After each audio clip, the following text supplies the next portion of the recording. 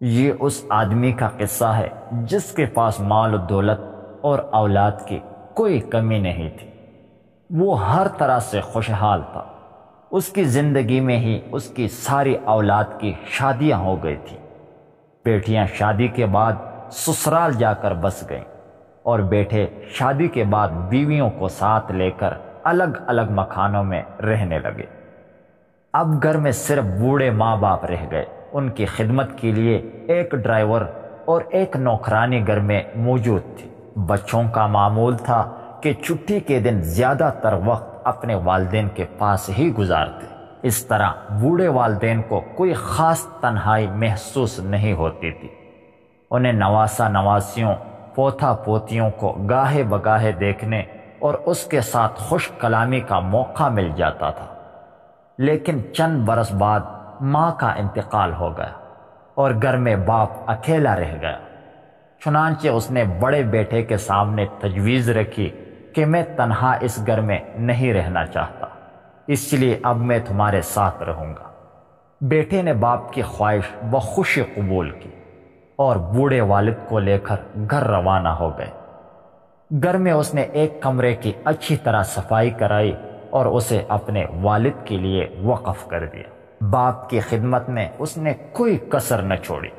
جب بھی ڈیوٹی سے آتا باپ کی خدمت میں ضرور حاضر ہو جاتا اور خیریت دریافت کرتا، مگر یہ سلسلہ زیادہ دن تک نہ چل سکا۔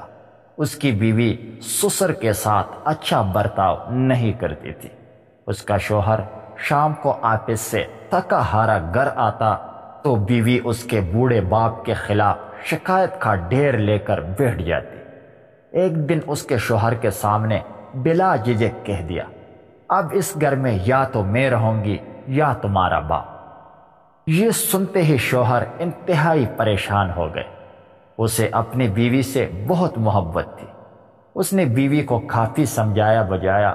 بہت بحث کے بعد آخر کار دونوں میاں بیوی میں اس بات پر اتفاق ہوا کہ بوڑھے باپ کو گراؤنڈ فلور سے نکال کر چھت والے کمرے میں منتقل کر دیا جائے تاکہ کسی کو شکایت کا موقع نہ مل سکے۔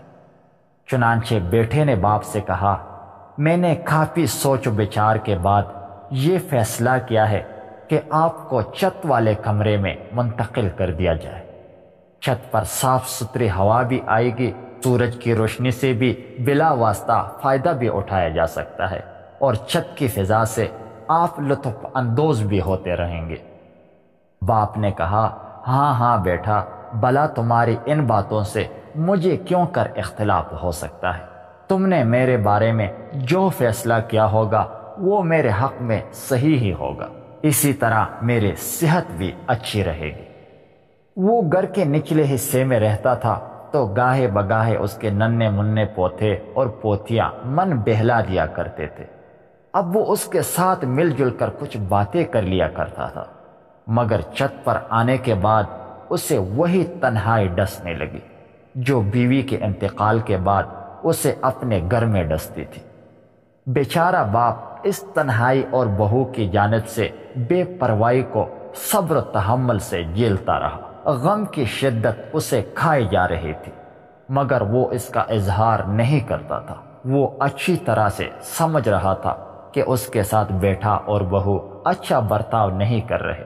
اسے یہ دیکھ کر اندر ہی اندر بڑا دکھ ہوتا تھا کہ گھر میں اچھے اور قیمتی پلیٹیں موجود ہیں، اس کے باوجود اس کا کھانا ہمیشہ ایک پلاسٹک کی پلیٹ میں آتا ہے اور وہ بھی صاف ستھری نہیں ہوتی تھی۔ بہو نوکرانی سے کہا کرتی تھی، کھانا اسے پلاسٹک کے پلیٹ میں دیا کرو، شیشے کی پلیٹ میں کھانا دو گی تو وہ توڑ دیں گے یا اسے گندا کر دیں گے۔ بوڑھا باپ اب عمر کے آخری حصے میں قدم رکھ چکے تھے۔ اس کی زندگی اور قبر کے مابین بس تھوڑا سا فاصلہ رہ گیا تھا۔ ادھر گھر میں بھی کوئی اس کا دھیان رکھنے والا نہیں تھا۔ اس کے کپڑے گندے، اس کا کمرہ بھی گندا اور اوپر سے بے جا تنہائی۔ اب وہ جی نہیں رہا تھا، جینے کی نقل کر رہا تھا۔ آخر کار وہ وقت آ ہی گیا جس کا انکار نہیں کیا جا سکتا اور بوڑھا باپ اس فانی دنیا سے چل بسے۔ بوڑھے باپ کو اس دنیا سے رخصت ہوئے کوئی 4-5 ہفتے گزرے تھے کہ نافرمان بیٹا اپنے بچوں اور نوکروں کے ساتھ باپ کے کمرے میں داخل ہوا اور کمرے کی صفائی ستھرائی کرنے لگا۔ وہ کمرہ گھر کے ڈرائیور کے لیے تیار کیا جا رہا تھا۔ کمرے کی صفائی کے دوران اس نافرمان بیٹے کے ایک بچے کی نظر پلاسٹک کی پلیٹ پر پڑ گئی جو اس کے بوڑھے دادا کے لیے خاص کر دی گئی تھی۔ بچے نے لپک کر پلیٹ اپنے ہاتھ میں اٹھا لی۔ باپ نے فوراً کہا، اس پرانی اور گندی پلیٹ کا کیا کرو گے؟ اسے پھینک دو، یہ رکھنے کے قابل نہیں۔ لیکن چھوٹے بچے نے باپ کی بات پر بالکل دھیان نہ دیا اور کہنے لگا، نہیں، مجھے اس کی ضرورت ہے، میں اس کی حفاظت کروں گا، میں اسے پھینکوں گا نہیں۔ اپنے بچے کی باتیں سن کر باپ نے پوچھا، بھلا اس گندی پلیٹ کا کیا کرو گے؟ بچے نے جواباً کہا، میں پلاسٹک کی اس پلیٹ کی حفاظت کروں گا تاکہ کل جب آپ بوڑھے ہو جائیں تو میں آپ کو اسی پلیٹ میں کھانا دے سکوں۔ ننھے بچے کی یہ بات سن کر نافرمان بیٹے کے کان کھڑے ہو گئے۔ اب اسے احساس ہو چکا تھا کہ بوڑھے باپ کے ساتھ اس کا سلوک اچھا نہیں تھا اور وہ اپنے محسن باپ کا نافرمان بیٹا تھا۔ بچے کی بات سے وہ بہت شرمندہ ہوا، پھر اس کی آنکھیں جلک اٹھیں۔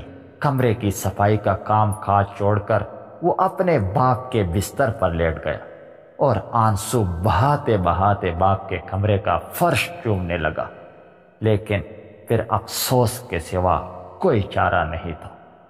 تو خدا را اپنے ماں باپ کو کبھی کچھ تکلیف مت پہنچاؤ، ورنہ بعد میں بہت پچھتاؤ گے۔ اگر آپ کو یہ ویڈیو اچھی لگی ہے تو پلیز چینل کو